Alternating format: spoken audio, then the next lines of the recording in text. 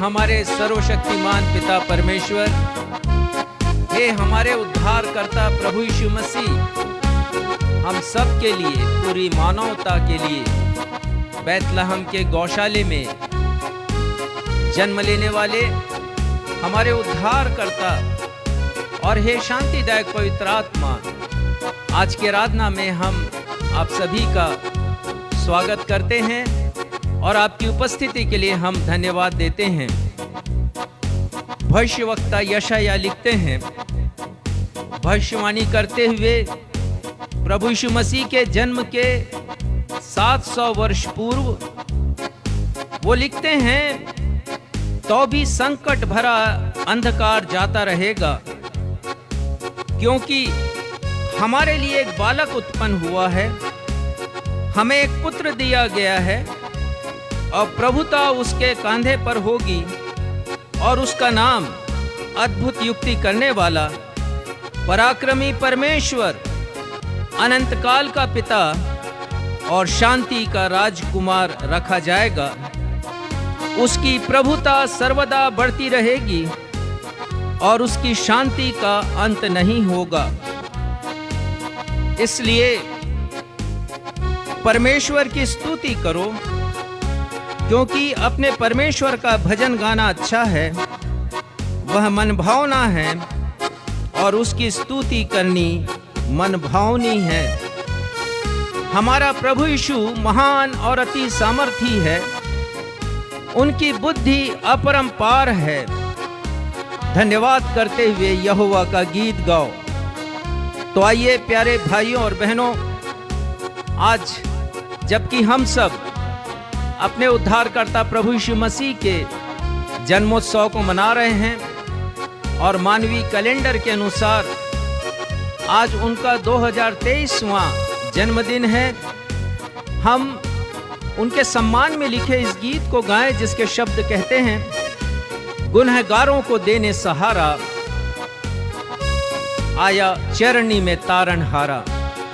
जी हाँ प्यारे भाइयों और बहनों, धर्मियों का साथ देने के लिए तो बहुत से लोग होते हैं, लेकिन पापियों का सहारा बनने के लिए प्रभु यीशु मसीह आ गए।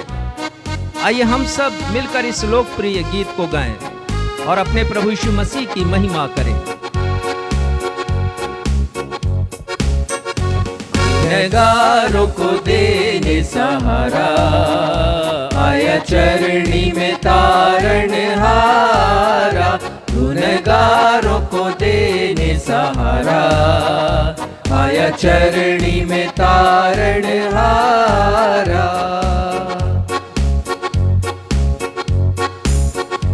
आकाश में दूतों ने गाया, पैगाम खुशी का सुनाया। आकाश में दूतों ने गाया, पैगाम खुशी का सुनाया। जन्मा है यीशु तुम्हारा, राजाओं का रहबर प्यारा। जन्मा है यीशु तुम्हारा, राजाओं का रहबर प्यारा। गुनहगारों को देने सहारा, आया चरनी में तारनहारा।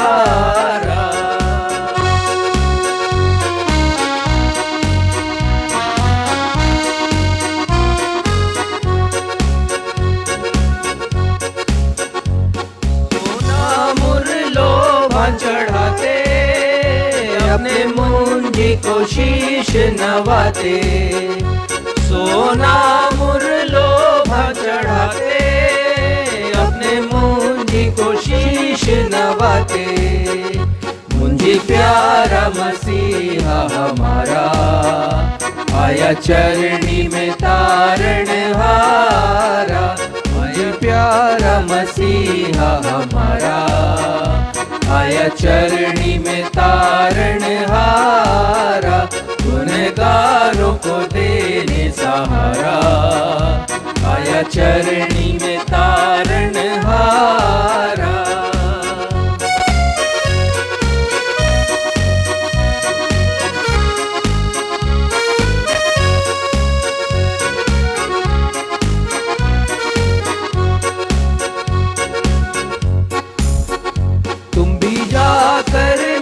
नजरें चढ़ाओ, दिल के दाग मसीह को दिखाओ।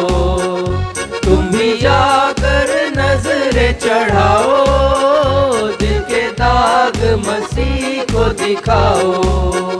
सारे भूखों और प्यासों का प्यारा आया जग का केवनहारा।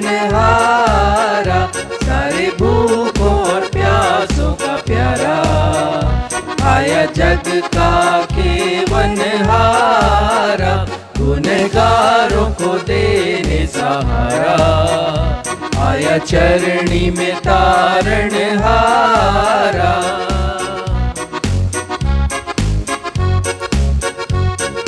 नवजीवन एवेंजेलिकल चर्च की 234th ऑन एवं ऑफलाइन आराधना में मैं आकांक्षा सक्षम मसीह आप सभी प्रभु भक्तों को क्रिसमस अर्थात बड़े दिन के पर्व की मुबारकबाद देते हुए आप सभी को अपने उद्धारकर्ता प्रभु यीशु मसीह के अतुल्य नाम में स्वागत करती हूँ। प्रिय भाई और बहनों, हम सब अच्छी तरह जानते हैं कि आज का दिन विश्व के समस्त मसीहियों के लिए एक विशेष दिन है, क्योंकि आज का दिन उन सब के उद्धारकर्ता का जन्मदिन है। संपूर्ण विश्व आज के दिन को क्रिसमस या बड़ा दिन के नाम से जानता है। क्रिसमस पर्व का विश्व के तमाम मसीही जन हर्ष उल्लास और उमंग से भरकर मनाते हैं। क्रिसमस पर्व पर हम सब खुश रहते हैं और दूसरों को खुशियां बांटते हैं। क्रिसमस का पर्व आनंद प्रकट करने और प्रसन्न रहने का पर्व है। जिस रात प्रभु यीशु का जन्म हुआ, उस रात स्वर्गदूत जिब्राइल ने गडरियों को आनंद का सुसमाचार सुनाया और कहा कि तुम्हारे लिए एक उद्धारकर्ता जन्मा है। जब वे सुसमाचार सुन चुके तो उन्होंने कहा कि आकाश में परमेश्वर की महिमा और पृथ्वी पर उन मनुष्यों में जिनसे वह प्रसन्न है शांति हो। स्वर्गदूतों के द्वारा कहे गए इस स्वर्गीय संदेश से यह प्रश्न उठता है कि परमेश्वर इस पृथ्वी पर किनसे प्रसन्न है। क्रिसमस पर हम स्वयं को प्रसन्न करते हैं और दूसरों को भी प्रसन्न करते हैं, परंतु क्या हमने कभी सोचा कि परमेश्वर हमसे प्रसन्न है या नहीं है? आज हमारे पास्टर साहब आप सबको इसी विषय पर संदेश देंगे, अतः आज के संदेश को अवश्य सुनिएगा। आइए इस समय हम सब अपने स्थानों पर खड़े होकर बड़े दिन पर्व पर एक गीत गाएं, जिसके शब्द हैं, पूरब में चमका एक बड़ा तारा, पैदा हुआ है आज मसीह, खुश है सारा जहां।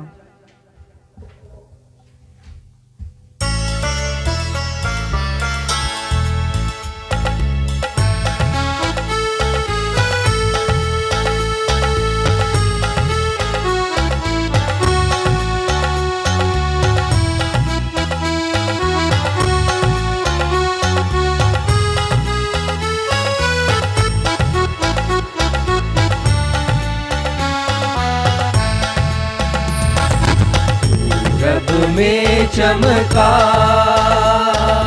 एक बड़ा तारा, पैदा हुआ है आज मसीह, खुश है सारा जहां। पूरब में चमका एक बड़ा तारा, पैदा हुआ है आज मसीह, खुश है सारा जहां। पूरब में चमका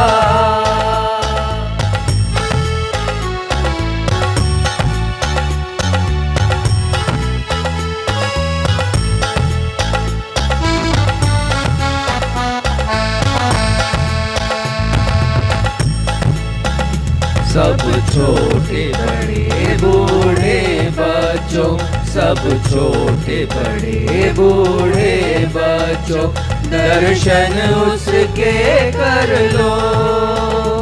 आया वो देने सबको शिफा, आया वो देने सबको शिफा, करने सब पाप क्षमा। जन्मा है एक राजा सृष्टि में है यहाँ, देखो उस उद्धार को चल के खुश है सारा जहां। पूरब में चमका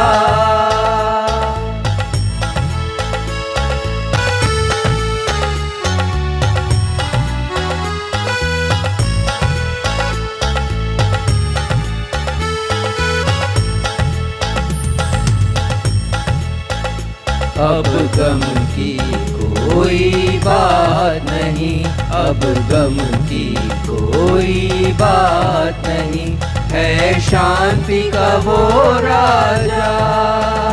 दूतों ने आकर सबसे कहा, दूतों ने आकर सबसे कहा, चरणी में है वो राजा।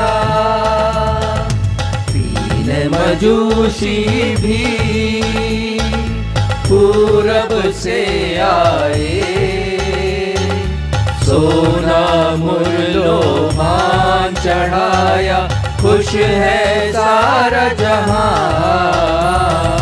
पूरब में चमका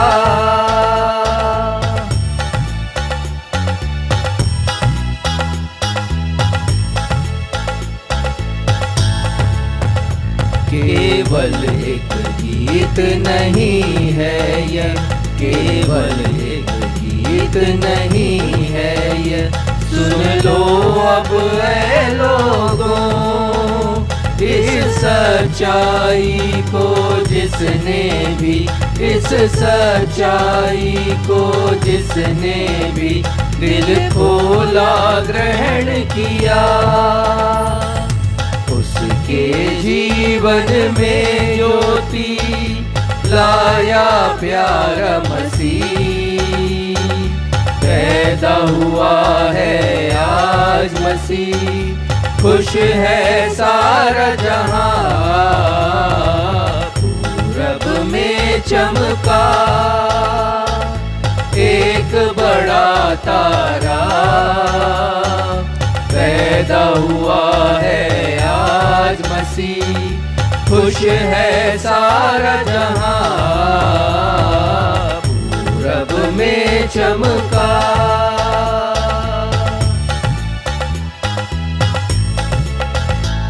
हम इसी स्थिति में रहते हुए उत्तरवादी पाठ के लिए निकाल लेंगे भजन संहिता 51 पद 6 से लेकर 17 तक, जिसे पढ़ने में अगुवाई मिस्टर सक्षम मसीह करेंगे। भजन संहिता अध्याय 51 पद 6 से 17।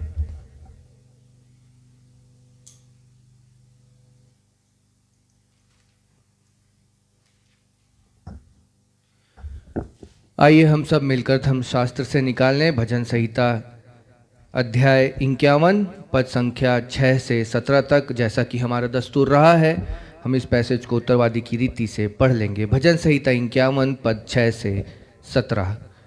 देख, तू हृदय की सच्चाई से प्रसन्न होता है और मेरे मन ही में ज्ञान सिखाएगा। जूफा से मुझे शुद्ध कर, तो मैं पवित्र हो जाऊंगा। मुझे धो और मैं हिम से भी अधिक श्वेत बनूंगा। मुझे हर्ष और आनंद की बातें सुना, जिससे जो हड्डियां तूने तोड़ डाली हैं वे मगन हो जाएं।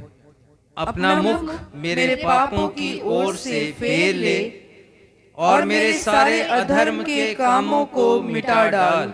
हे परमेश्वर, मेरे अंदर शुद्ध मन उत्पन्न कर और मेरे भीतर स्थिर आत्मा नए सिरे से उत्पन्न कर।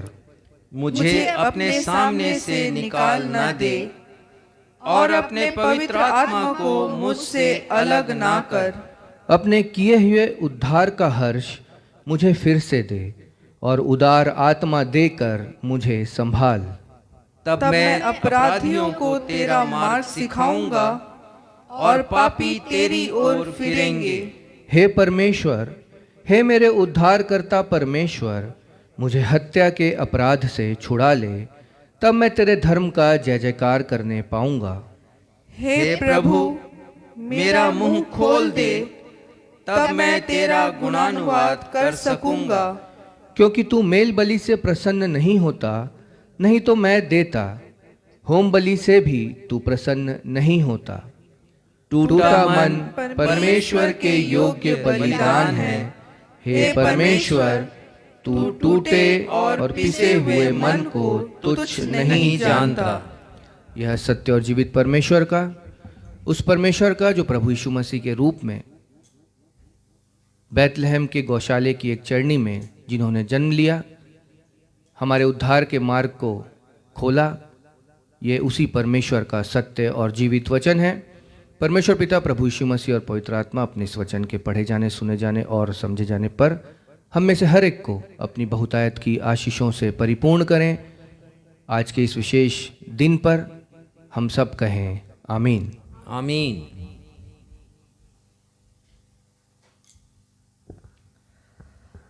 अब हम सभी के लिए अवसर होगा जब हमारे पास्टर साहब हमें कलीसियाई सूचनाओं से अवगत कराएंगे।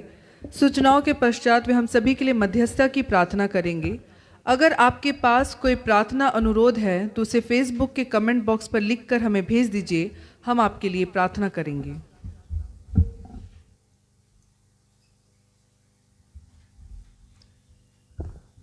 नवजीवन इवेंजलिकल चर्च की 234वीं अर्थात 234th ऑन एवं ऑफलाइन क्रिसमस दिवस की इस विशेष आराधना में मैं पास्टर राजेश मसीह आप सभी प्रभु भक्तों का जो इस समय कलीसिया में उपस्थित हैं या अपने मोबाइल या टीवी के समक्ष उपस्थित हैं या फिर आने वाले दिनों में यूट्यूब, व्हाट्सएप और मैसेंजर में भेजे जाने वाले वीडियो के द्वारा हमारे साथ क्रिसमस की इस आराधना में शामिल होंगे।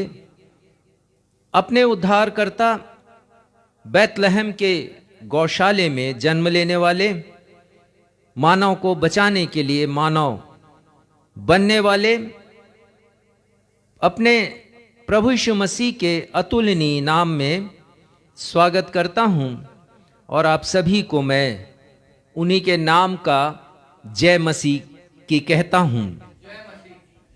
सूचना इस प्रकार से हैं। आज क्रिसमस डे है, ख्रिस्ट जन्मोत्सव का दिन, जिसे हम बड़ा दिन भी कहते हैं। वास्तव में यदि भौगोलिक रूप से देखें तो ये छोटा दिन है। 21 दिसंबर सबसे छोटा दिन होता है हमारे कैलेंडर का, और उस प्रकार से ये भी दिन छोटा दिन है, लेकिन प्रभु यीशु मसीह ने इसे महान दिन बना दिया। जन्म लेकर मरियम के द्वारा मानव को बचाने के लिए उन्होंने मानव रूप को धारण किया। परमेश्वर पिता को धन्यवाद देते हैं प्रभु यीशु मसीह के लिए, जिन्होंने आज के दिन को एक महान दिन हम सब के लिए बना दिया। तो इस अवसर पर मैं आप सभी को नवजीवन इवेंजलिकल चर्च की तमाम कलीसियाओं, हर एक पास्टर्स, उनकी कलीसिया और नवजीवन सेवा समिति की ओर से और उनके सदस्यों की ओर से बड़े दिन की मुबारकबाद देता हूँ। Have a blessed Christmas. ये क्रिसमस औपचारिक क्रिसमस ना बन जाए, रीति विधि का क्रिसमस ना बन जाए, परंतु आप सभी के लिए आशीषित क्रिसमस ये बन जाए और आप प्रभु की प्रसन्नता को अपने जीवन में देख सकें। आगामी दिनों की आराधनाएं इस प्रकार से होंगी। दिनांक 31 दिसंबर रविवार है और रविवारी आराधना प्रातः 11:10 से प्रारंभ होगी। 31 दिसंबर अर्थात रविवार के ही दिन का दिन अंतिम दिन होगा वर्ष 2023 का, और रात्रि 11 बजे हम इस वर्ष को विदाई देंगे और रात्रि 12 बजे के बाद हम नए वर्ष का स्वागत करेंगे और परमेश्वर को धन्यवाद देंगे।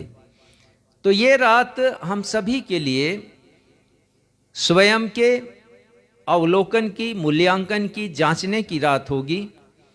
क्या आशीषें हमने पाई हैं, कहाँ पर हमने परमेश्वर को दुखी किया है, निराश किया है, खेदित किया है, और हम कैसे अपने जीवन में सुधार ला सकते हैं।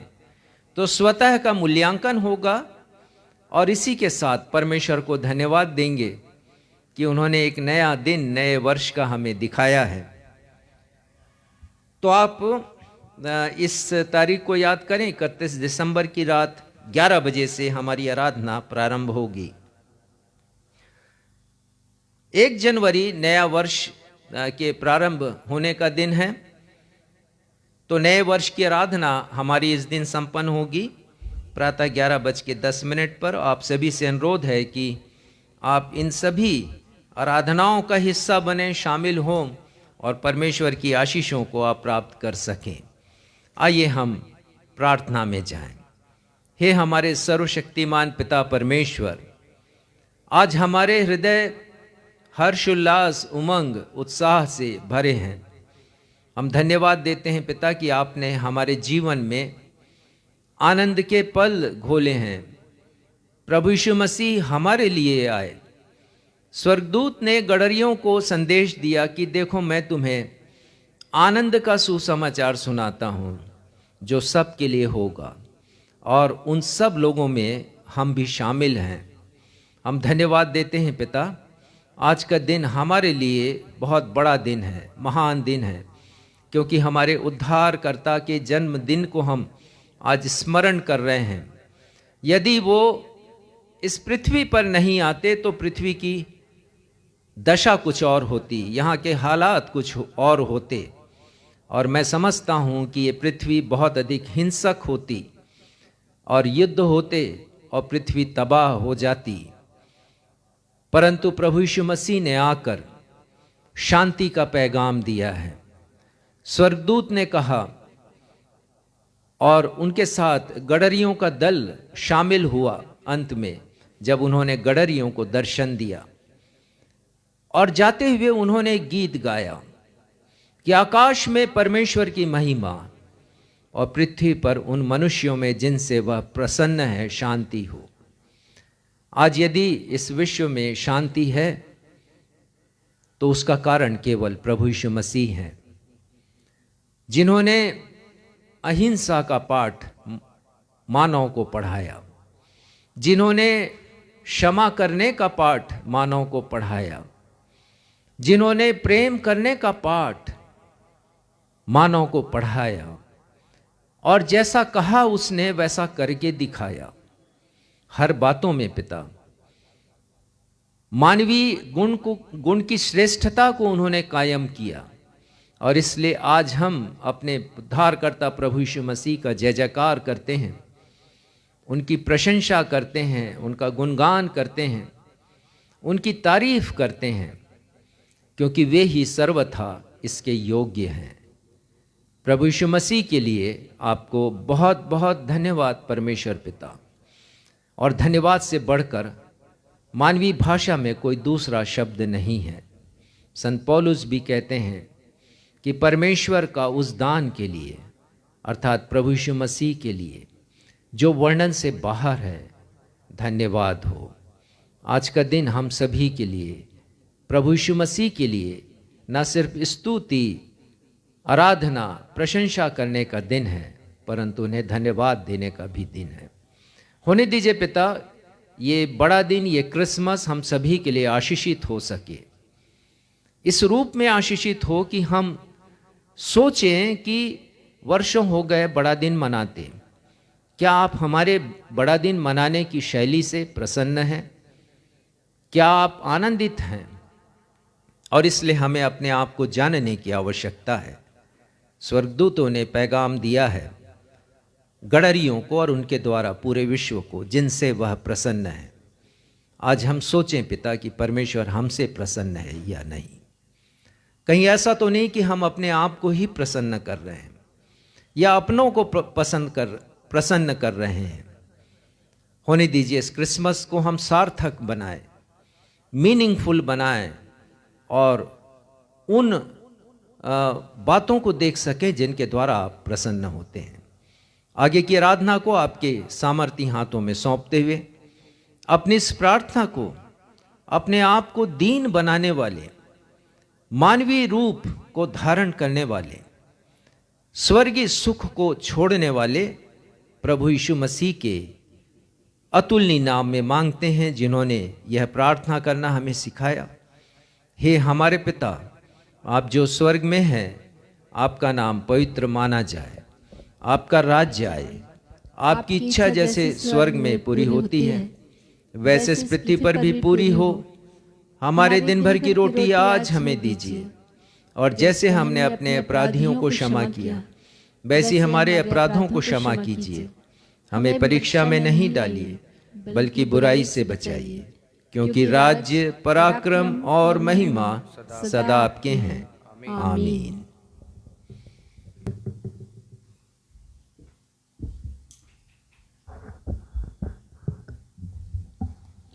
अब हम सभी के लिए अवसर होगा जब हम अपनी अपनी भेंटों तथा धन्यवादी भेंटों को परमेश्वर पिता की महिमा में अर्पित करेंगे। यदि हमारे ऑनलाइन दर्शक भी अपनी भेंटों को हमारी कलीसिया के द्वारा किए जा रहे सेवा के कार्यों, सुसमाचार के विस्तार या निर्माणाधीन कलीसिया भवन के लिए अर्पित करना चाहते हैं, तो आपका स्वागत है।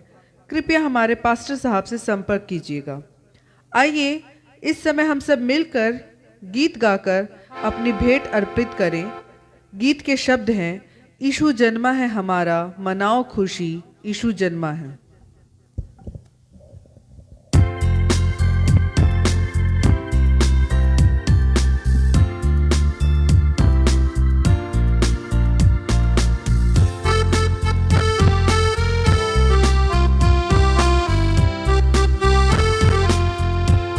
ये गाना इन शब्दों के साथ ज्यादा लोकप्रिय है लोगों के बीच में। ले लीना ख्रिस्ट अवतारा, मनाओ खुशी। लेकिन प्रभु यीशु मसीह ने अवतार नहीं लिया है। इस बात को समझने की आवश्यकता है, और हम क्या गा रहे हैं, उन शब्दों का क्या अर्थ है, ये भी समझने की आवश्यकता हमें है।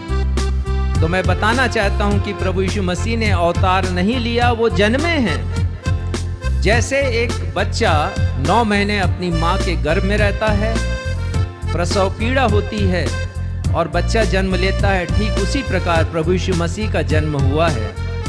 अवतार नहीं लिए हैं, क्योंकि अवतार तो मनुष्य से जन्म लेने वाले जो संतान होती हैं आगे चलकर, जिनमें कहा जाता है कि ईश्वर की आत्मा आ गई, वो अवतार होते हैं। परंतु प्रभु यीशु मसीह ने जन्म लिया है, इसलिए हमने इस गाने को परिवर्तित किया है और इस गाने के शब्द हमने रखे, यीशु जन्मा है हमारा, मनाओ खुशी, यीशु जन्मा है।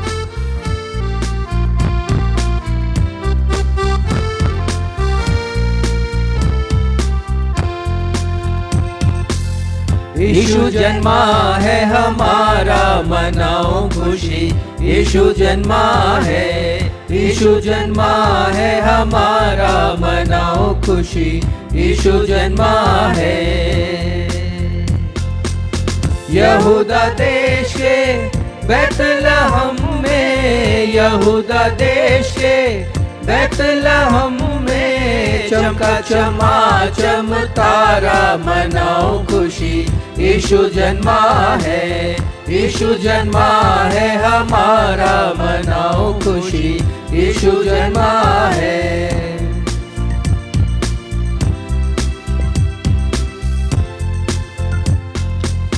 जन्म लिया है गौशाले में, जन्म लिया है गौशाले में, मरियम की आंखों का तारा, मनाओ खुशी, यीशु जन्मा है, यीशु जन्मा है हमारा, मनाओ खुशी, यीशु जन्मा है।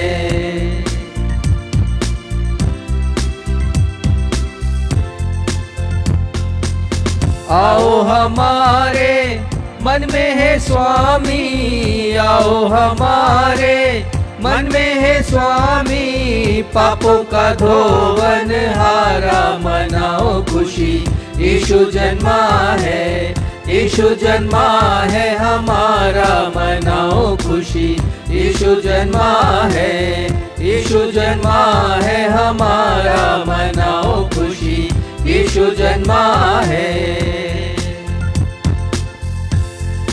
भेंटों के लिए धन्यवाद की प्रार्थना मिस्टर सक्षम मसीह करेंगे।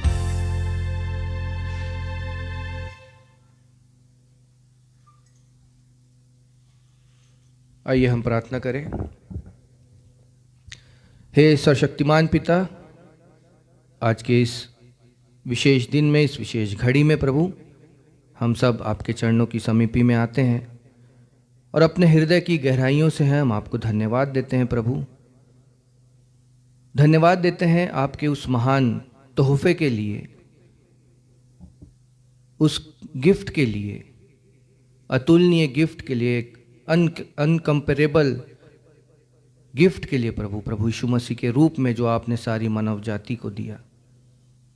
और आज हम उसी आपके महान दान को स्मरण कर रहे हैं प्रभु यीशु मसीह के जन्म दिवस को सारी दुनिया आज सेलिब्रेट कर रही है। हम धन्यवाद देते हैं प्रभु कि आप एक ऐसे पिता हैं जो हमारी हर एक कमजोरियों के बावजूद भी, हर एक नाफरमानियों के बावजूद भी आपने हमसे प्रेम किया। और बाइबल इस बात को हमें सिखाती है। वचन में लिखा है कि जब हम पापी थे, पाप की दशा में थे, प्रभु यीशु मसीह ने जन्म लिया और अपना प्राण दिया ताकि हम उस पाप की दशा से बाहर निकल सके। अदन की वाटिका में जो पाप के द्वारा हमारे और आपके बीच में जो दूरी उत्पन्न हुई थी, हम धन्यवाद देते हैं प्रभु कि प्रभु यीशु मसीह ने उस दूरी को खत्म किया। और जैसा कि अभी हमने गीत भी गाया, यीशु जन्मा है हमारा, और सचमुच में ये हमारे लिए ये खुशी मनाने का दिन है। प्रार्थना और विनती करते हैं प्रभु, जबकि गीत में हमने आगे गाया, आओ हमारे मन में है स्वामी, हम भी प्रभु यीशु मसीह को अपने हृदय में जगह दें, अपने हृदय को उस चरनी के समान बनाएं जिस चरनी में जन्म के पश्चात प्रभु यीशु मसीह को रखा गया था। इस बात को हम कबूल करें कि सिर्फ प्रभु यीशु मसीह ही हमारे तारणहार हैं। आज का यह दिन हमारे लिए विश्वास करने का दिन है कि सिर्फ इंडिविजुअली हमारे लिए विश्वास करने का दिन है कि सिर्फ यीशु मसीह मेरे लिए इस पृथ्वी पे आए, ताकि मैं जो पाप की दशा में था उससे मैं बाहर निकल सकूं। इन भेंटों के लिए जिसे हमने आपके चरणों पे समर्पित किए प्रभु, इन भेंटों के लिए हम आशीष की कामना करते हैं। ये भेंटें जो आपके द्वारा दिया हुआ दान है प्रभु, हम उसी में से कुछ अंश आपके चरणों की समीपी पर लेकर के आते हैं, क्योंकि हमारे पास देने के लिए और कुछ नहीं है प्रभु। आप हमारी भेंटों को नहीं चाहते हैं, आप हमारे हृदय को चाहते हैं प्रभु, आप हमारे जीवन को चाहते हैं। प्रार्थना और विनती करते हैं प्रभु कि जो सांसारिक रूप से जो भेंट हम आपको अर्पित कर रहे हैं प्रभु इस समय, वो आपको ग्रहण योग्य होने वाली हो सके, क्योंकि हम इसके साथ अपने हृदय को भी आपके चरणों पर समर्पित कर रहे हैं प्रभु। प्रार्थना और विनती करते हैं कि जब ये भेंट आगे आने वाले दिनों में आपके राज्य के विस्तार के लिए उपयोग में लाई जाती है प्रभु, तो इसका एक एक अंश आपको महिमा प्रदान करने वाला हो सके प्रभु। आगे की आराधना को हम आपके सामर्थी हाथों में सौंपते हैं, हमारे पासबान को आपके सामर्थी हाथों में सौंपते हैं। प्रार्थना और विनती करते हैं कि आगे जब वो हमें बड़े दिन के उपलक्ष्य में आज एक जो संदेश वो हमें सुनाते हैं, वो हमारे हृदय में घर करने पाए प्रभु, और जो आप उनके मुख से बोलना चाहते हैं उसे हम समझें, उसे आत्मसात करें और अपने जीवन में आगे उपयोग में लाने वाले हो सकें। हर एक बातों के लिए आपको धन्यवाद देते हैं प्रभु, और धन्यवाद के साथ अपनी इस प्रार्थना को आपके प्रिय पुत्र प्रभु यीशु मसीह के नाम से मांगते हैं, आमीन।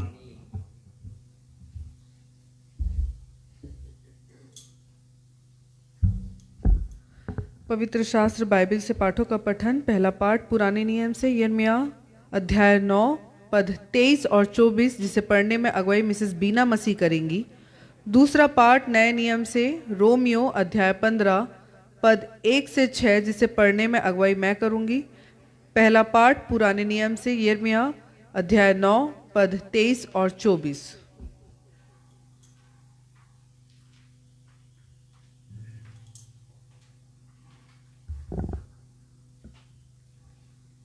आप सबों को बड़ा दिन मुबारक हो। आपको भी।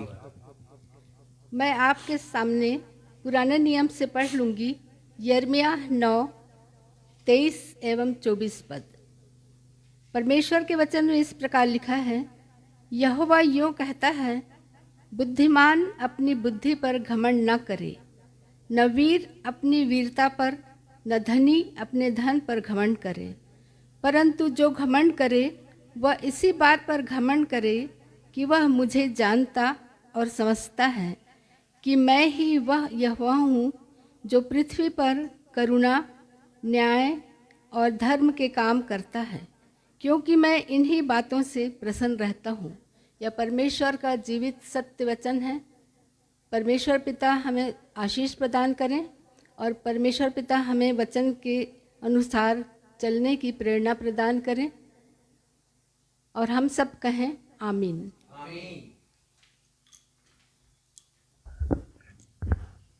दूसरा पाठ नए नियम से रोमियो अध्याय 15 पद 1 से 6। अतः हम बलवानों को चाहिए कि निर्बलों की निर्बलताओं को सहे, ना कि अपने आप को प्रसन्न करें। हम में से हर एक अपने पड़ोसी को उसकी भलाई के लिए प्रसन्न करें कि उसकी उन्नति हो, क्योंकि मसीह ने अपने आप को प्रसन्न नहीं किया, पर जैसा लिखा है, तेरे निंदकों की निंदा मुझ पर आ पड़ी। जितनी बातें पहले से लिखी गई वे हमारी ही शिक्षा के लिए लिखी गई है, कि हम धीरज और पवित्र शास्त्र के प्रोत्साहन द्वारा आशा रखें। धीरज और शांति का दाता परमेश्वर तुम्हें यह वरदान दे कि मसीह यीशु के अनुसार आपस में एक मन रहो, ताकि तुम एक मन और एक स्वर में हमारे प्रभु यीशु मसीह के पिता परमेश्वर की स्तुति करो। परमेश्वर अपने पढ़े हुए वचन पर आशीष दे। हम सब कहें आमीन। सुसमाचार पाठ के लिए हम निकाल लेंगे लूका रचित सुसमाचार अध्याय 2 पद 8 से लेकर 14 तक, जिसे पढ़ने में अगुवाई रेवरेंड राजेश मसीह करेंगे। लूका अध्याय 2 पद 8 से लेकर 14 तक।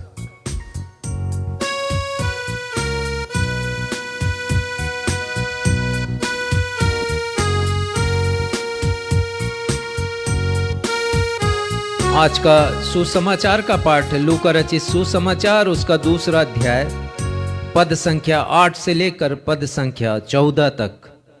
और यहाँ इस प्रकार लिखा है, और उस देश में कितने गडरिये थे जो रात को मैदान में रहकर अपने झुंड का पहरा देते थे।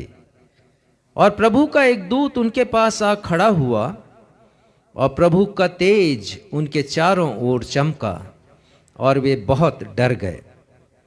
तब स्वर्गदूत ने उनसे कहा, मत डरो, क्योंकि देखो मैं तुम्हें बड़े आनंद का सुसमाचार सुनाता हूं, जो सब लोगों के लिए होगा, कि आज दाऊद के नगर में तुम्हारे लिए एक उद्धारकर्ता जन्मा है, और यही मसीह प्रभु है। और इसका तुम्हारे लिए यह पता है कि तुम एक बालक को कपड़े में लिपटा हुआ और चरनी में पड़ा पाओगे। तब एकाएक उस स्वर्गदूत के साथ स्वर्गदूतों का दल परमेश्वर की स्तुति करते हुए और यह कहते हुए दिखाई दिया कि आकाश में परमेश्वर की महिमा और पृथ्वी पर उन मनुष्यों में जिनसे वह प्रसन्न है शांति हो। ये प्रभु यीशु ख्रिस्ट का सुसमाचार है। हे प्रभु यीशु ख्रिस्ट, आपके नाम की महिमा हो। कलीसिया कहे आमीन। आमीन। अब हम सभी के लिए सुनहरा समय होगा जब हम परमेश्वर पिता के जीवित कलाम से उनके अभिषिक्त दास रेवरेंड राजेश मसीह के द्वारा आज क्रिसमस के पर्व पर एक अर्थपूर्ण, सारगर्भित और प्रेरणादायक संदेश सुन लेंगे। आज के संदेश का विषय है परमेश्वर पिता जिनसे प्रसन्न है, क्या आप उनमें शामिल हैं? Are you among those with whom God is pleased? लेकिन इसके पहले कि हम संदेश सुने, आइए हम सब मिलकर क्रिसमस पर्व का एक मशहूर गीत गाएं। गीत के शब्द है, चलो प्रभु के दर्शन को, यीशु जग में आया है।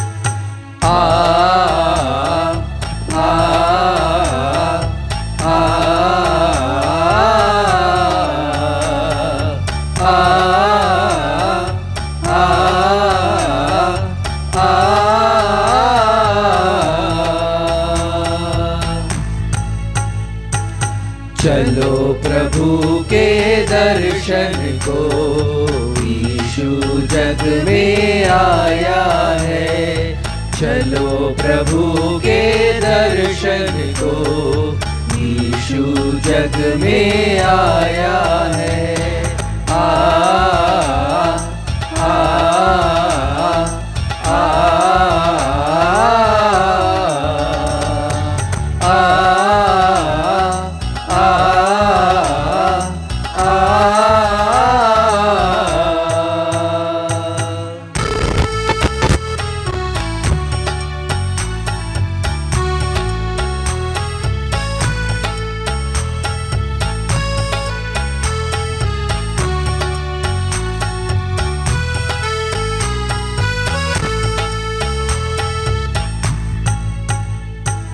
अंबर में देखो चमका था, पूरब दिशा में एक तारा।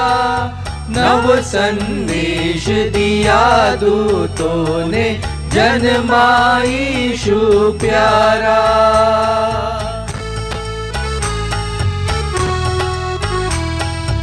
अंबर में देखो चमका था, पूरब दिशा में एक तारा। नव संदेश दिया दूतों ने, जन्मा यीशु प्यारा। चरवाहों ने प्रभु के आगे अपना शीश नवाया है। चलो प्रभु के दर्शन को, यीशु जग में आया है। आ आ आ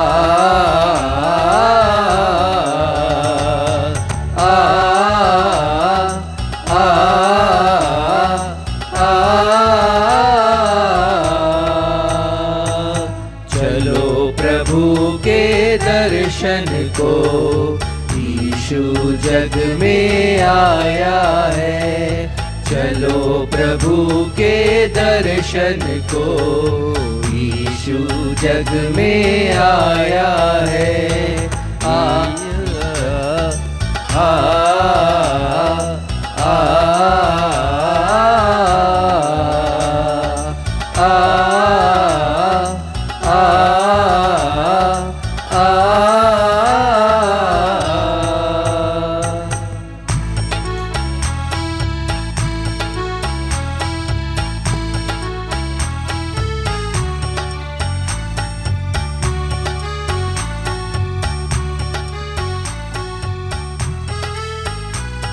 एक प्रश्न से आज के संदेश को मैं प्रारंभ करूंगा और वो प्रश्न है, हो सकता है आप चौंक जाएं प्रश्न सुनकर।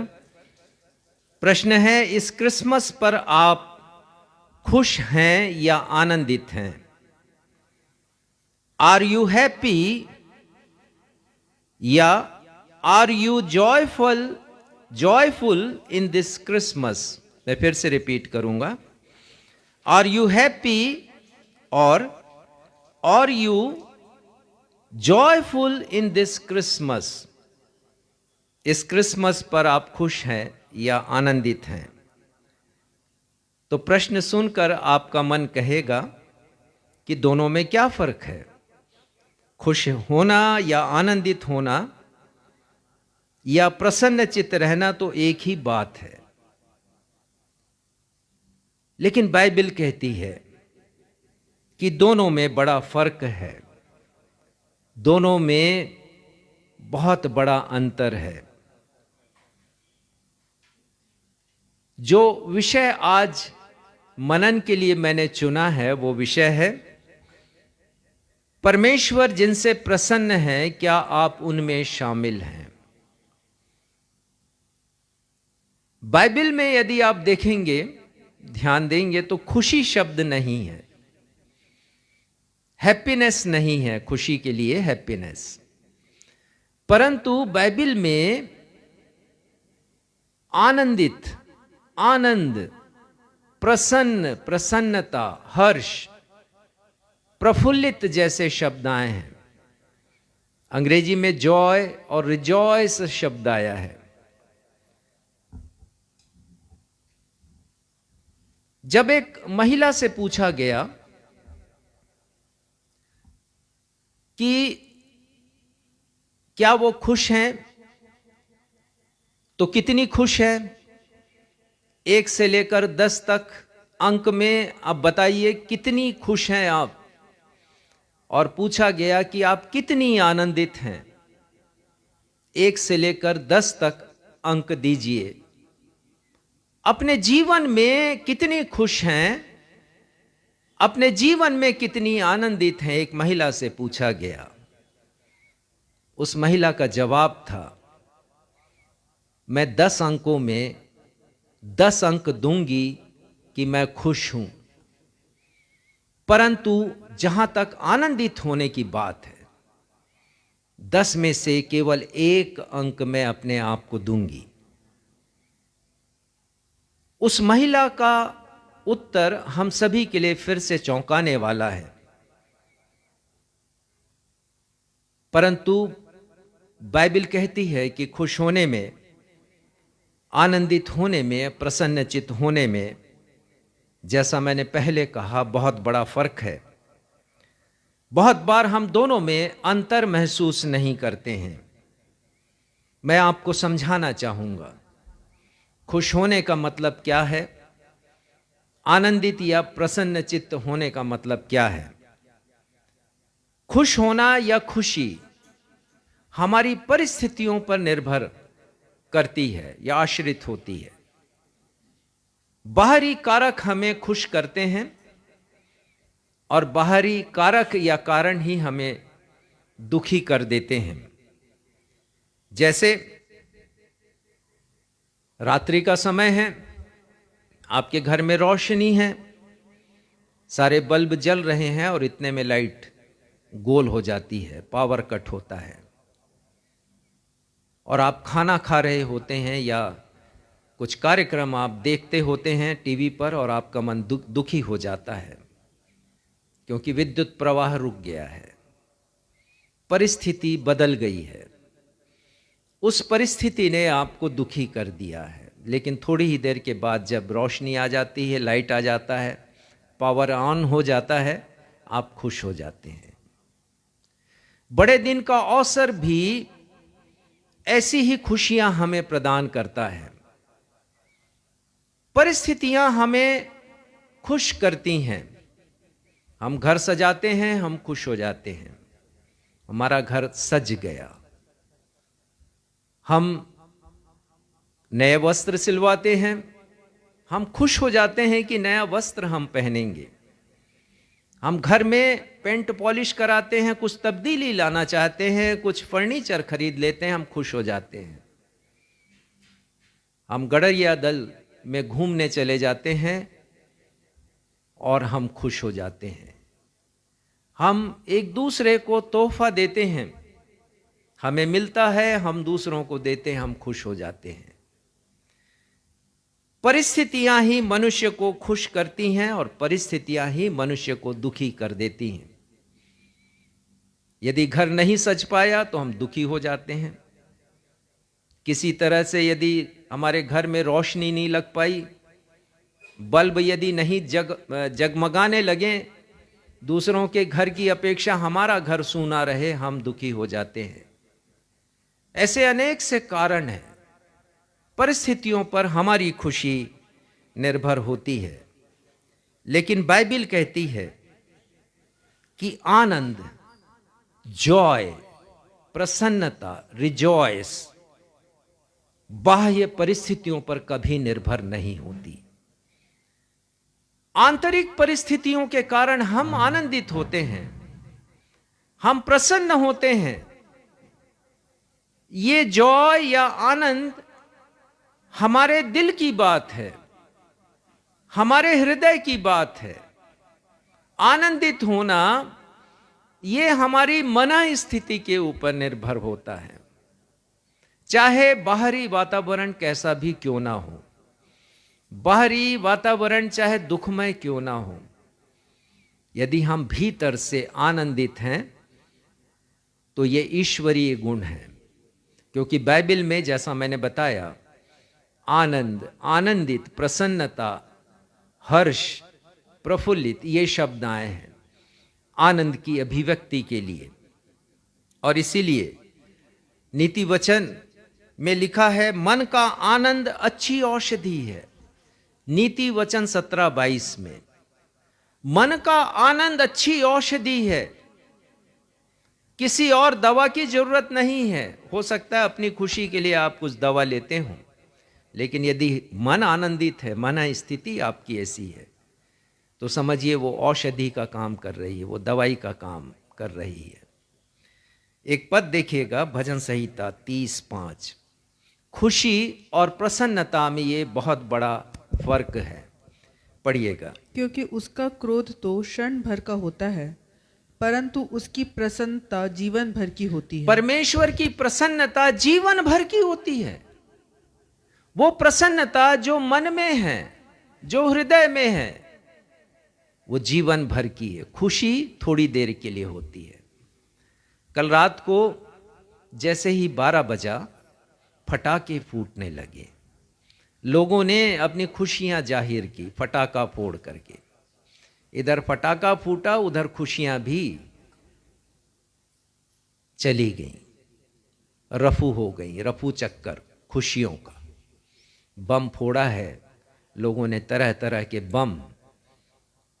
पता नहीं क्रिसमस में वो क्या ढूंढ रहे हैं, क्या खोज रहे हैं। इसीलिए जो विषय मैंने चुना है, परमेश्वर जिनसे प्रसन्न है, क्या आप उनमें शामिल हैं? क्या आप उन कार्यों को कर रहे हैं जिनसे परमेश्वर प्रसन्न हो? तो परमेश्वर की प्रसन्नता जीवन भर की होती, लेकिन खुशियां कुछ ही पल की होती हैं, कुछ ही समय की खुशियां हमारे जीवन में होती हैं।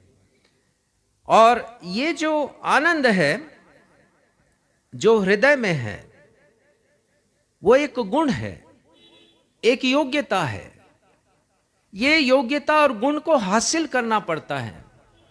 एक अभ्यास है कि जब आप परिस्थितियों से लड़ते हैं, जब आप समस्याओं से लड़ते हैं, तो वो गुण और वो आनंद आपको प्राप्त होता है और उसकी श्रेणियां धीरे धीरे बढ़ती जाती हैं।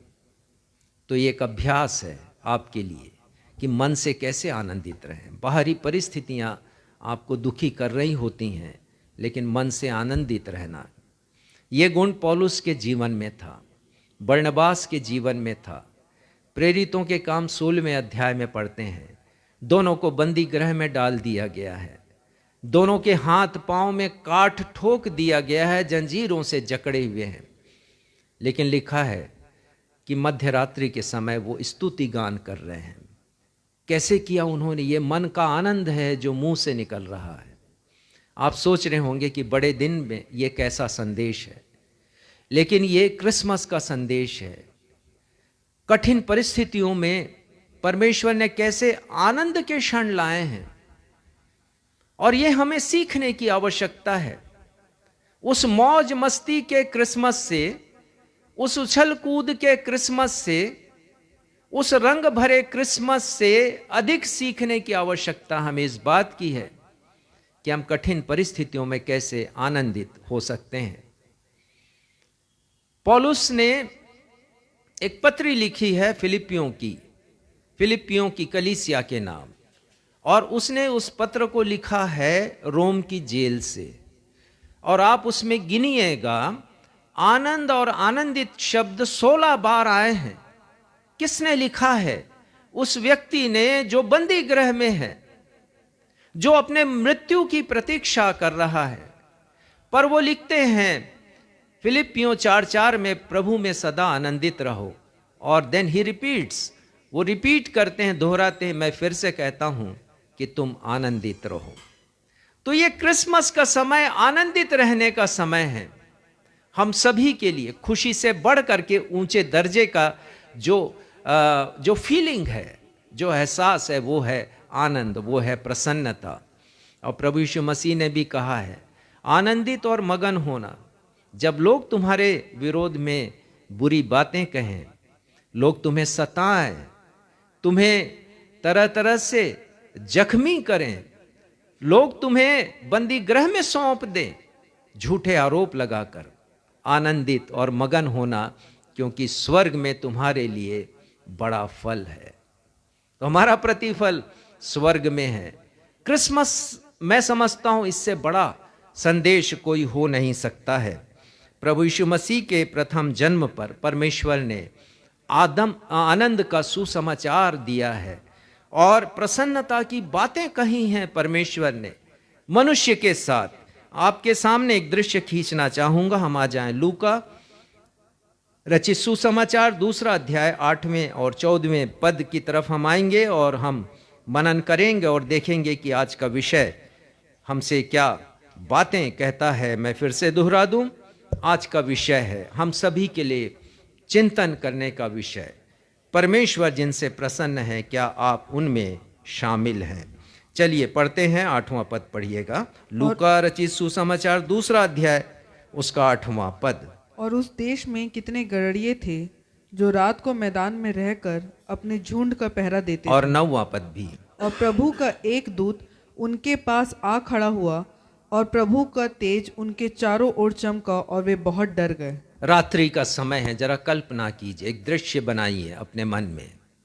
रात्रि का समय है, गहन अंधकार है वहां पर और बहुत शांति का माहौल है। और वो घटित होता है जिसकी कल्पना गडरियों ने पहले कभी नहीं की, कि अचानक आकाश में एक स्वर्गदूत प्रकट होते हैं।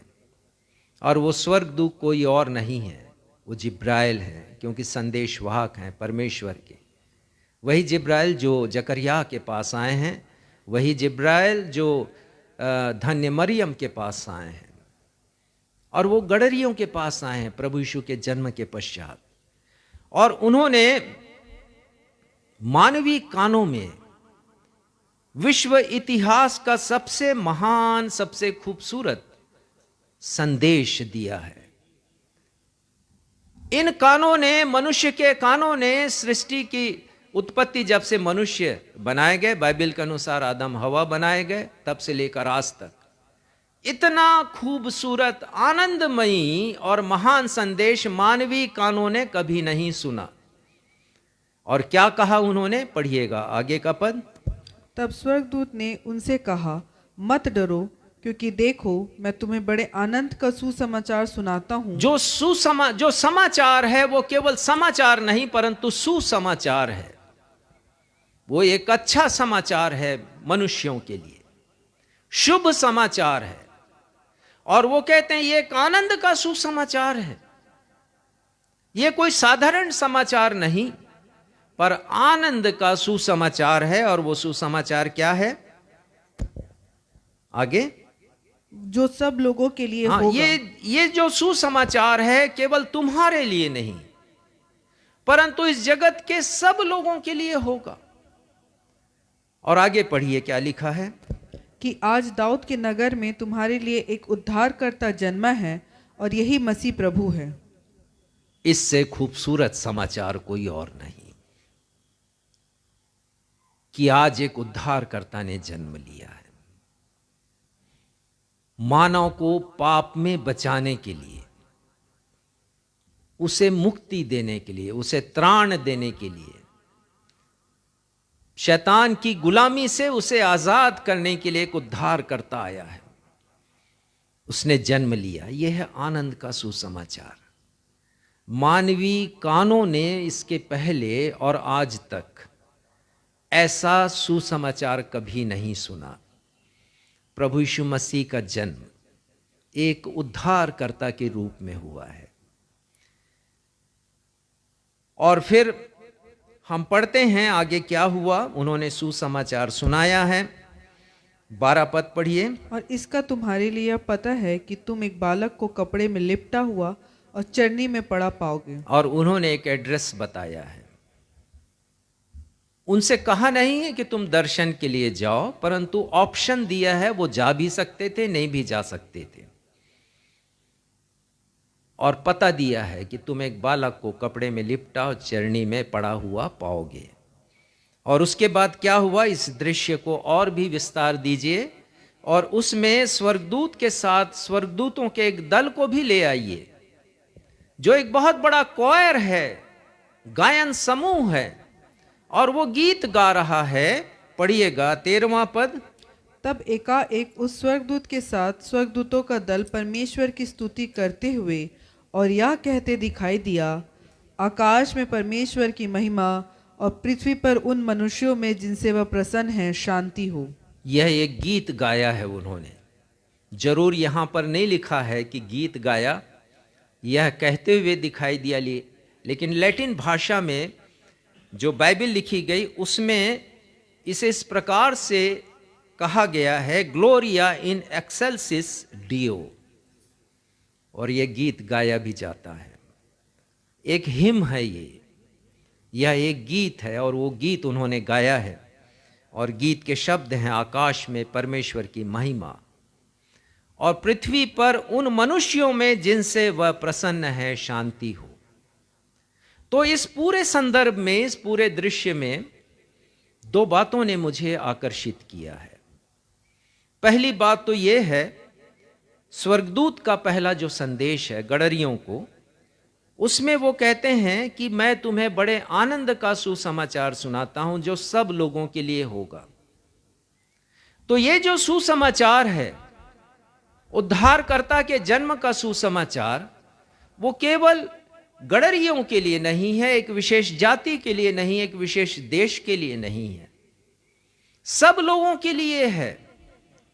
और संत यूहन्ना अपने सुसमाचार में उसे इस प्रकार लिखते हैं, जो बाइबल का सुनहरा पद कहलाता है, यूहन्ना 3:16, क्योंकि परमेश्वर ने जगत से ऐसा प्यार किया, जगत के सारे लोगों से, चाहे वो किसी भी समुदाय के क्यों ना हो, किसी भी जाति के क्यों ना हो, चाहे वो उच्च वर्ग से हो या निम्न वर्ग से हो, चाहे कैसे भी दिखते हों, गोरे हों, काले हों, किसी भी देश में हों, चाहे वो धनवान हो या गरीब हों, ये सुसमाचार सब के लिए है। परंतु जो दूसरी बात है, उनका जो गायन है, उस गायन के जो शब्द हैं, जिसमें वो कहते हैं पृथ्वी पर उन मनुष्यों में जिनसे वह प्रसन्न है, ये दूसरी बात है जिसने मुझे आकर्षित किया है। जिनसे वह प्रसन्न है, इसका अर्थ यह होता है कि परमेश्वर सबसे प्रसन्न नहीं रहते हैं। जिनसे वह प्रसन्न है का मतलब है कि कुछ चुने हुए लोग हैं जिनसे परमेश्वर प्रसन्न रहते हैं। ये बाइबल का परमेश्वर अद्भुत परमेश्वर है। इस बाइबल के परमेश्वर के पास अद्भुत हृदय है और बाइबल कहती है कि परमेश्वर का हृदय दुखित होता है। यदि आप पढ़ें उत्पत्ति 6 तो आपको पता चलेगा नूह के समय जब पृथ्वी बिगड़ गई, लोग बिगड़ गए और बुराइयां इतनी बढ़ गई, लिखा है परमेश्वर का मन दुखित हुआ। मनुष्य के कारनामों से परमेश्वर का हृदय दुखित होता है, लेकिन मनुष्य के अच्छी बातों से परमेश्वर का मन प्रसन्न भी होता है। और ये क्रिसमस की विशेषता है और इस पर हमें नजर डालने की आवश्यकता है, क्योंकि विषय यही कहता है कि परमेश्वर जिनसे प्रसन्न है, क्या आप उनमें शामिल हैं? Are you among those who with whom God is pleased? क्या आप उन लोगों में शामिल हैं जिनसे परमेश्वर प्रसन्न है? यह स्वर्गदूत का संदेश है, स्वर्गदूतों के द्वारा गाए हुए गान का संदेश, जिनसे वह प्रसन्न है। तो परमेश्वर सबसे प्रसन्न नहीं रहते हैं। 4 बातों के द्वारा मैं आपको बतलाऊंगा कि परमेश्वर की प्रसन्नता कैसे मनुष्यों से है और क्या सीखते हैं हम परमेश्वर की प्रसन्नता से। तो मैंने पहले आपको बता दिया, खुशी को अलग कर दीजिए। खुशी के बहुत ऊंचे स्वरूप में हम आ जाएं, जिसे हम आनंद कहते हैं, कि कठिन परिस्थितियों में, पीड़ा में, आंसू में भी आपका हृदय आनंदित हो। ये हम क्रिसमस में सीखते हैं। तो पहला सवाल, 4 प्रश्न खड़े होते हैं। पहला प्रश्न है, परमेश्वर किन से प्रसन्न रहते हैं? तो हमने पढ़ लिया कि निश्चित रूप से परमेश्वर गडरियों से प्रसन्न थे। इसीलिए परमेश्वर ने जिब्राइल स्वर्गदूत को उनके पास भेजा है। प्रसन्न थे परमेश्वर गडरियों से। परिजात लोगों को परमेश्वर ने संदेश दिया है। परिजात मतलब जो लोग अलग हैं मानवीय उच्च सभ्यता से, जो लोग निचले वर्ग के पाए जाते हैं। गडरियों का समूह ऐसा ही था, परित्यक्त लोग, परिजात लोग। अभिजात वर्ग को संदेश नहीं दिया है परमेश्वर ने। और उस देश में एक बहुत बड़ा सम्राट था जिसका नाम हेरोदेस। और जब ज्योतिषी पहुंचे उसके यहां और पूछ रहे हैं कि यहूदियों का राजा, जो महान राजा है जिसका जन्म हुआ है, वो कहां है, तो लिखा है मत्ती 2 में कि हेरोदेस घबरा गया और उसके साथ सारा यरूशलेम घबरा गया। इतनी ज्यादा घबराहट हो गई राजा को, उसका ब्लड प्रेशर ऐसा बढ़ गया, क्योंकि उन्होंने पूछा था कि राजा जिसका जन्म हुआ है, जन्म से कोई राजा नहीं होता, जन्म से तो राजकुमार होते हैं, परंतु उन्होंने जोर देकर कहा राजा जिसका जन्म हुआ है। और हेरोदेस सोचने लगा कि कौन है वो राजा, मेरे अलावा कोई राजा कैसे हो सकता है, और वो घबरा गया है। तो परमेश्वर पिता ने चुना है गडरियों को। एरिस्टोक्रेट लोग नहीं है ये लोग, साधारण मनुष्य, बिल्कुल जमीनी स्तर के लोग हैं, जिनको परमेश्वर ने सुसंदेश अपना सुनाया है। 3 विशेषताएं हैं यहां पर। विशेषताएं बहुत हैं, परंतु हम आगे भी बढ़ेंगे। कुछ प्रमुख विशेषता गडरियों की देखते हैं। पहली बात तो यह है कि गडरियों ने आज्ञा पालन किया है, परमेश्वर की आज्ञा का पालन किया है। पढ़िएगा 15वां पद, लूका 2 उसका 15वां पद। जब स्वर्गदूत उनके पास से स्वर्ग को चले गए तो गडरियों ने आपस में कहा, आओ हम बैतलहम जाकर यह बात जो हुई है और जिसे प्रभु ने हमें बताया है देखें। जिस बात को प्रभु ने हमें बताया है, परमेश्वर पिता की जो बात हम तक पहुंची है स्वर्गदूतों के द्वारा, आओ हम देखें। आज्ञा पालन किया उन लोगों ने रात की विषम परिस्थितियों में। यह है वो आनंद जो गडरियों के हृदय से निकल रहा है। परिस्थितियों की चिंता नहीं की उन्होंने। रात्रि का समय, हमारे पास कोई साधन नहीं है, कैसे जाएंगे हम?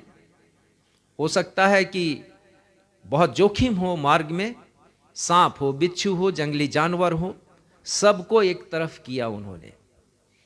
आज्ञा पालन करने का उच्च स्तर हम यहां पर देखते हैं। गडरिये ये डिसाइड करते हैं, ये फैसला लेते हैं। मैं समझता हूं कि रात्रि के समय उन्होंने एक सभा की होगी और एक मत से निर्णय लिया होगा उन्होंने, सर्वसम्मति से, कि हम जाएंगे, हम जाएंगे। उनके पास ऑप्शन था।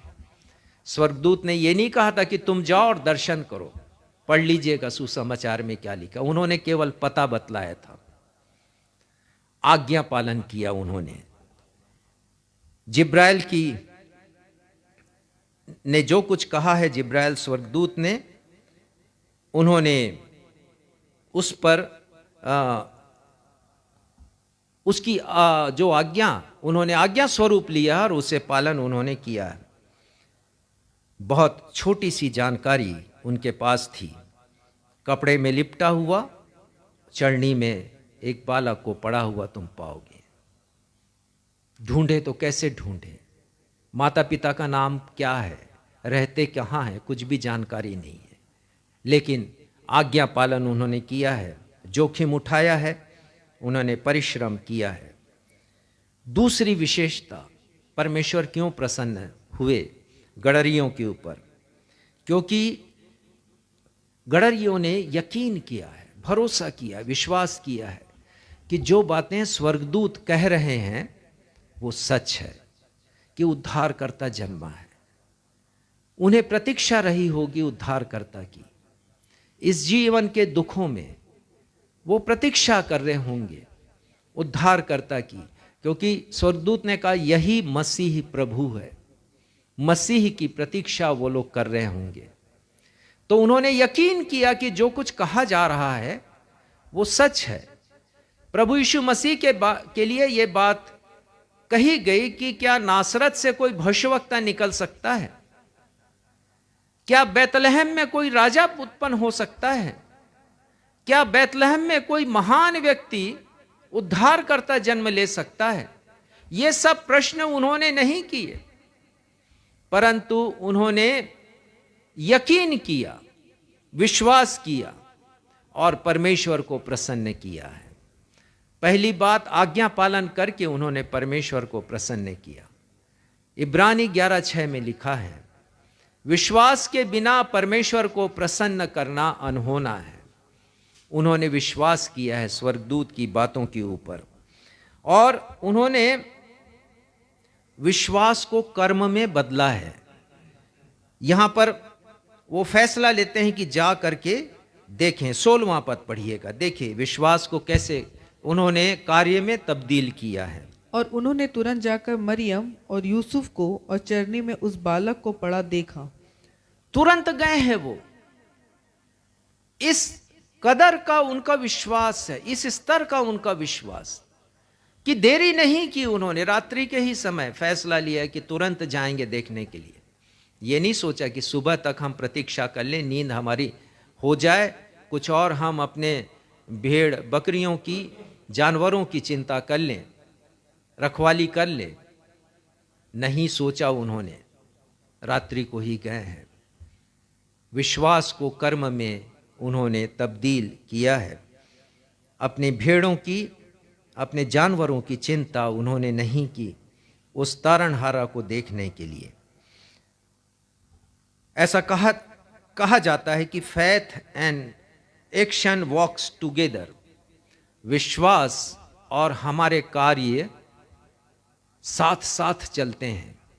यदि हम कहें कि परमेश्वर पर विश्वास करते हैं लेकिन वैसा काम नहीं करें, तो वो विश्वास मरा हुआ है। ये संत याकूब लिखते हैं, याकूब की पत्री 2 अध्याय 16 पद में, विश्वास कर्म के बिना मृत प्राय है।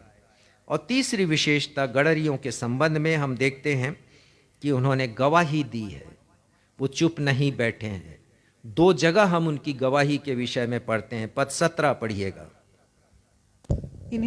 इन्हें देखकर उन्होंने वह बात जो इस बालक के विषय में उनसे कही गई थी प्रकट की। हाँ, क्या देखा उन्होंने जो देखा है 16 पद में लिखा है कि उन्होंने तुरंत जाकर मरियम और यूसुफ को चरनी में उस बालक को पड़ा हुआ देखा है और गवाही दी। उन्होंने उस दर्शन के बारे में बताया जो जिब्राइल स्वर्गदूत ने पहले और उसके बाद स्वर्गदूतों के दल ने जो गीत गाया है उसके विषय में उनको बताया है, गवाही दी है। उन्होंने लिखा है कि प्रकट किया है इस बालक के विषय में जो बातें कही गई हैं।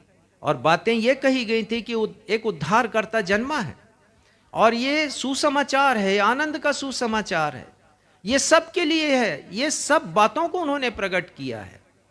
ये पहली गवाही। और दूसरी गवाही पद 20 में पढ़िएगा। और गड़रिये जैसा उनसे कहा गया था वैसा ही सब सुनकर और देखकर परमेश्वर की महिमा और स्तुति करते हुए लौट गए। हाँ, ये बड़ी गवाही है उनकी। जैसा कहा गया था वैसा उन्होंने पाया है। ये परमेश्वर का वचन है, ये बाइबल है। इसमें जो बातें लिखी गई हैं वो वैसी ही पाई जाएंगी। गडरियों ने, जो बहुत साधारण मनुष्य थे, उनके विषय में लिखा है कि जैसा कहा गया था वैसा उन्होंने पाया है और उन्होंने परमेश्वर की महिमा और स्तुति की है। और हम एक बात पढ़ते हैं कि उनकी गवाही से 18वें पद में लिखा है, सुनने वालों ने उन बातों से जो गडरिये ने उनसे कहीं आश्चर्य किया। सोचने की बात है, क्रिसमस पर परमेश्वर हमसे प्रसन्न है या नहीं है, यह सोचने की बात है। सोचने की बात यह है कि हमारी गवाही क्या है। यदि गडरिये जो कि साधारण मनुष्य हैं वो गवाही दे सकते हैं तो हम लोग क्यों नहीं दे सकते? हम किस प्रकार की गवाही दे रहे हैं? और कहीं कहीं तो मसीहियों के मध्य में बहुत खराब गवाही निकल कर आती है। जैसे ये फटाका फोड़ने का त्योहार है, जैसे ये उछल कूद करने का त्योहार है। बहुत से लोग क्रिसमस को केक के नाम से जानते हैं और बताते हुए मुझे दुख होता है कि बहुत से लोग इसको शराब के नाम से भी जानते हैं कि इस दिन मसीही लोग शराब पीते हैं। एक मेरे अन्य जाति मित्र ने कहा कि वो किसी क्रिश्चियन फ्रेंड के यहां गया तो उसने उसको शराब परोसी क्रिसमस पर। हमारी गवाही क्या है? इसीलिए विषय मैंने रखा है कि परमेश्वर जिनसे प्रसन्न है उनमें क्या आप भी शामिल हैं? दूसरी बात, दूसरा प्रश्न हमारे सामने है, परमेश्वर किनसे प्रसन्न है ये हमने देखा। इसमें एक बात और बताऊं, आज जो पाठ हमने पढ़ा है भजन संहिता से, उसमें 51 पद में लिखा है, 51वें अध्याय के 6वें पद में लिखा है, परमेश्वर हृदय की सच्चाई से प्रसन्न होते हैं। ये गडरियों का हृदय बहुत सच्चा था, हृदय की सच्चाई थी, तभी परमेश्वर ने स्वर्गदूत को उनके पास भेजा है। चलिए दूसरे प्रश्न पर आते हैं। और दूसरा प्रश्न बहुत ही व्यक्तिगत है, बहुत ही व्यक्तिगत। और ये प्रश्न है, क्या यीशु आपसे प्रसन्न है? क्या यीशु मुझसे प्रसन्न है? और ये समय सेल्फ एग्जामिनेशन का है। पता नहीं कितने लोग करते हैं या नहीं करते, या खुशियों के रास रंग में डूबे होते हैं। परंतु यदि स्वर्गदूतों ने गायन किया है, वहां पर गीत गाया है, परमेश्वर जिनसे प्रसन्न है, तो ये बात हमें स्वयं से पूछने की आवश्यकता है कि परमेश्वर मुझसे प्रसन्न है या नहीं है। तो जांचिए, हम पढ़ते हैं एस्तर के बारे में, एक बहुत ही मशहूर महिला बाइबल की और बहुत साहसी महिला। निकालिए एस्तर उसका 7वां अध्याय और 3 पद पढ़िए। एक बहुत बड़ा संकट है यहूदियों के सामने। राजा शेरश जो एक बहुत महान राजा हुए, आधे विश्व पर उनका अधिकार था और उनके राज्य की सीमा लिखा हिंदुस्तान तक थी। बाइबल में हिंदुस्तान शब्द आया है। वो राजा शेरश, उसके राज्य में दुर्भावनावश राजा को अंधकार में रखकर एक आदेश पारित कराया गया है कि यहूदियों को नष्ट कर दिया जाए समूल, कोई भी यहूदी जीवित ना रहे। और राजा ने आज्ञा निकाल दी है। और ऐसे समय में एस्तर के ऊपर दायित्व आ जाता है यहूदियों को बचाने का। अब परमेश्वर ने यह दायित्व उसे दिया है, क्योंकि यदि यहूदी जाति नष्ट हो जाती है तो शैतान की एक चाल थी, यहूदी जाति नष्ट हो जाती तो यीशु का आगमन नहीं होता उद्धारकर्ता के रूप में। लेकिन एस्तर ने एक जोखिम उठाया है। बिना आज्ञा के, बिना राजा की अनुमति के कोई राजा के पास जा नहीं सकता था, भले वो महारानी क्यों ना हो। उस राजा का ये नियम था कि पहले अनुमति लो, लेकिन बिना राजा की आज्ञा के वो राजा के पास पहुंचती है। पढ़िए क्या लिखा है, एस्तर 7 अध्याय का 3 पद। एस्तर रानी ने उत्तर दिया, हे राजा, यदि तू मुझ पर प्रसन्न है और राजा को यह स्वीकार हो तो मेरे निवेदन से मुझे और मेरे मांगने से मेरे लोगों को प्राण दान मिले। कितना अच्छा उसका निवेदन है। अपने लिए नहीं मांग रही है वो, अपने लोगों के लिए मांग रही, अपने आप को प्रकट कर रही। अभी तक छुपा के रखा है उसने कि वो यहूदी है, लेकिन अभी वो प्रकट कर रही, मेरे लोगों को जीवन दान मिले। कब मिले? यदि राजा मुझसे प्रसन्न हो तो। उसने राजा की प्रसन्नता को चाहा है। कितनी बार हम अपने जीवन में परमेश्वर की प्रसन्नता को चाहते हैं। कितनी बार अपने लिए नहीं मांगा उसने, लोगों के लिए मांगा।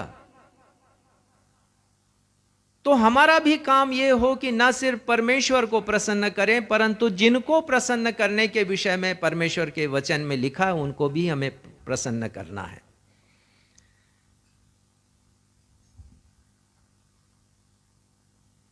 इस क्रिसमस पर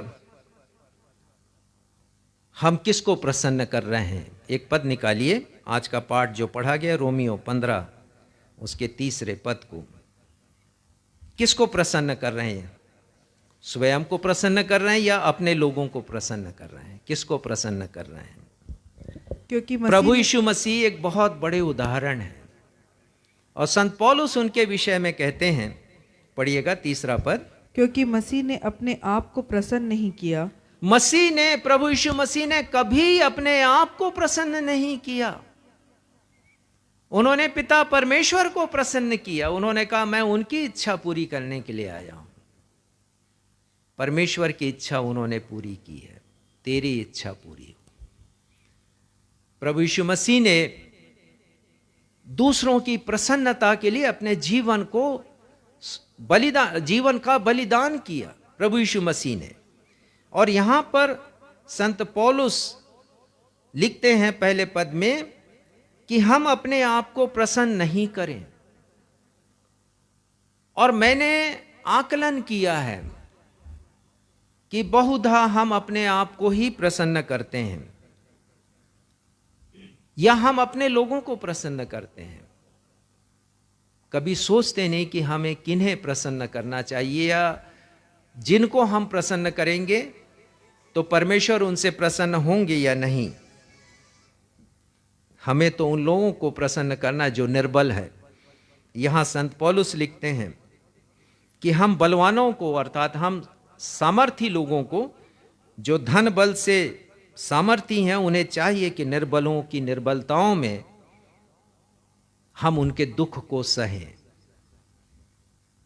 जब हम ऐसा करेंगे तो परमेश्वर को प्रसन्न करेंगे। एस्तर रानी ने राजा शेरश की प्रसन्नता को ढूंढा है और आवश्यकता है कि हम अपने परमेश्वर की प्रसन्नता को ढूंढें। संत पौलुस लिखते हैं, पढ़िएगा इफिसियों 5 उसके 10वें पद में। संत पौलुस लिखते हैं इफिसियों की पत्री 5वां अध्याय 10वें पद में, वो लिखते हैं, यह परखो कि प्रभु को क्या भाता है। और इस क्रिसमस पर हमें परखने की आवश्यकता, अपने आप को जांचने की जरूरत है कि हमारा जीवन क्या परमेश्वर को प्रसन्न कर रहा है, क्या हम उनमें शामिल हैं जिनसे परमेश्वर प्रसन्न है। आत्म अवलोकन हमें करना चाहिए।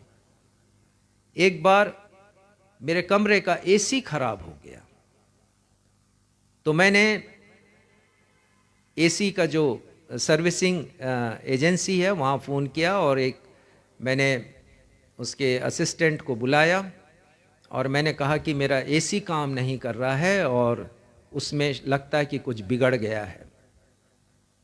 उसने कहा कि बिगड़ा कुछ नहीं है, एक छोटी सी बहुत बड़ी खराबी है।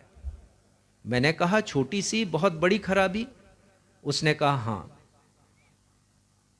और उसने एसी को खोला है, उसके एयर फिल्टर को निकाला है और मुझे दिखाया कि देखिए इसमें कितना डस्ट जमा हुआ है। मैंने बोला कि ये डस्ट कैसे जमा हो गया? डस्ट तो दिखाई नहीं देता, कण, उसके धूल के कण आंखों में दिखाई नहीं देते। तो उसने कहा आपको नहीं दिखाई देता, लेकिन ये हवा में विद्यमान है। बहुत बार हमें हमारी गलती, हमारी कमजोरी हमें दिखाई नहीं देती, लेकिन धीरे धीरे धीरे धीरे ये गलतियां हमारी आत्मा के ऊपर इतनी छा जाती हैं कि हम वो काम नहीं कर पाते जिनसे परमेश्वर प्रसन्न हो। उसने साफ किया, बहुत थोड़े ही समय में पानी के द्वारा साफ किया, एयर फिल्टर को लगा दिया और एसी फिर से काम करने लगा। बहुत बड़ी शिक्षा हमारे लिए कि हम भी परखें गलती कहाँ पर है, कमजोरी कहाँ पर है। संत पौलुस कहते हैं कि ये परखो और जानो कि प्रभु को क्या भाता है, परमेश्वर कैसे प्रसन्न होंगे। एक पद निकालिएगा, कुलुस्सियों 1 अध्याय और 10वां पद पढ़िएगा। संत पौलुस क्या कहते हैं, पढ़िए। ताकि तुम्हारा चाल चलन प्रभु के योग्य हो और वह सब प्रकार से प्रसन्न हो।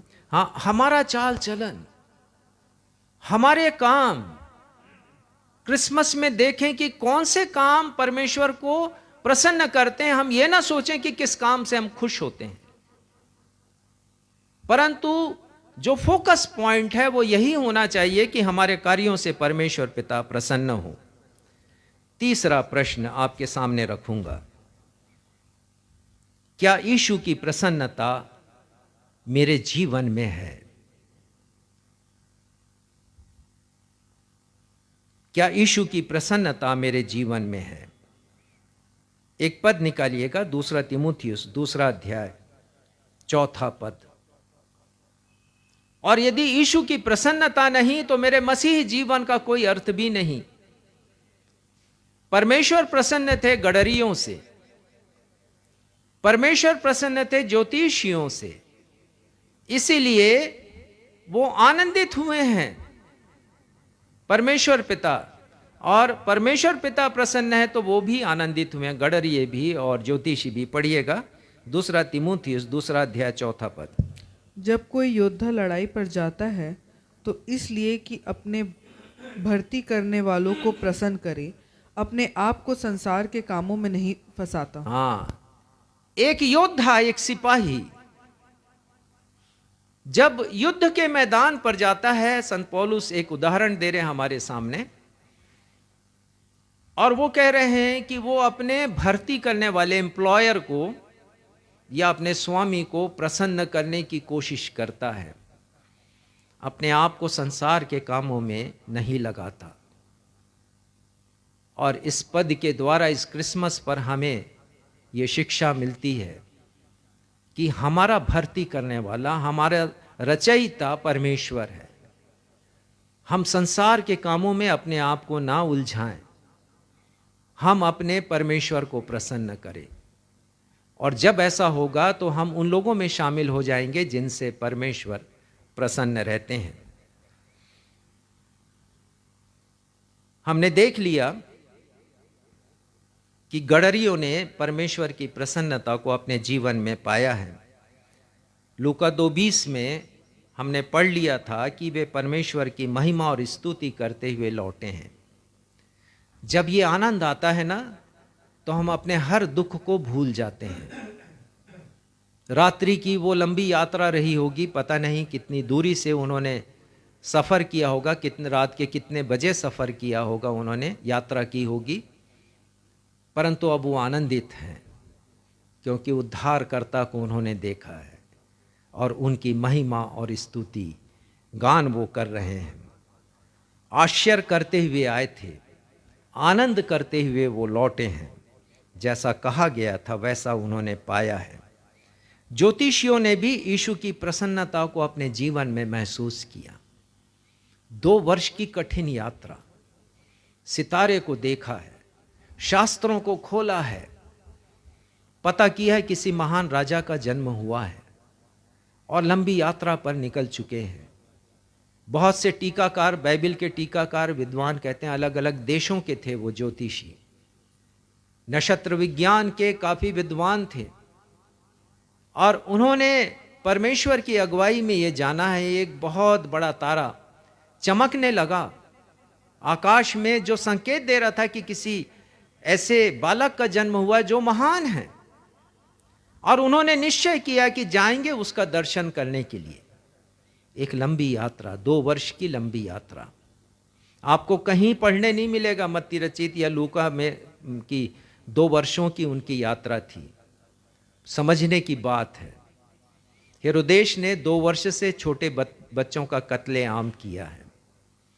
उससे आप ये अनुमान लगाइए कि 2 वर्षों की यात्रा उनकी रही होगी, क्योंकि हेरोदेश ने पूछा था उनसे तारा कब दिखाई दिया, और उसके बाद उसका जवाब वहां पर नहीं लिखा है। 2 वर्षों की कठिन यात्रा, लेकिन उनके बारे में हम पढ़ते हैं, निकालिएगा मत्ती रचित सुसमाचार 2 अध्याय 9वां पद। वे राजा की बात सुनकर चले गए और जो तारा उन्होंने पूर्व में देखा था वह उनके आगे आगे चला और जहाँ बालक था उस जगह के ऊपर पहुंचकर ठहर गया। कल रात को मेरे मित्र ने एक वीडियो मुझे भेजा और एक महिला प्रचारक प्रचार कर रही थी, बहुत खूबसूरती से प्रचार किया। और उन्होंने बताया कि वो जो तारा था उस जमाने में मोबाइल तो थे नहीं, जीपीएस सिस्टम भी नहीं था, सैटेलाइट नहीं थे, लेकिन वो तारा जीपीएस सिस्टम के समान उनका मार्गदर्शन तारे ने किया है। और लिखा है कि इन्होंने जब अपनी बुद्धि से काम किया, ज्योतिषियों ने, कि हेरोदेश के महल में पहुंच गए, तो उस समय तारा छिप गया था, इनकी आंखों से ओझल हो गया था, पर वो तारा फिर उन्हें दिखाई दिया है। आप पढ़ सकते हैं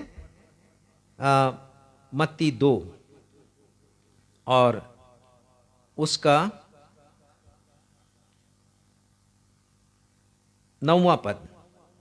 यही पढ़ा गया क्या अभी? जी, यही पढ़ा गया 9वां पद। जो तारा उन्होंने पूर्व में देखा था वह उनके आगे आगे चला और वो तारा छिप गया था, गलत स्थान पर गए थे हेरोदेश के महल में।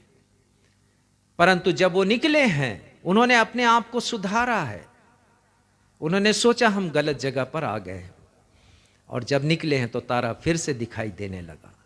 वो अद्भुत तारा था और लिखा है कि उस स्थान पर ठहर गया जहाँ पर, जिस घर के ऊपर ठहर गया जिस घर में यीशु थे। ये आनंद का समय था ज्योतिषियों के लिए। उस तारे को देखकर वो अति आनंदित हुए, लिखा है।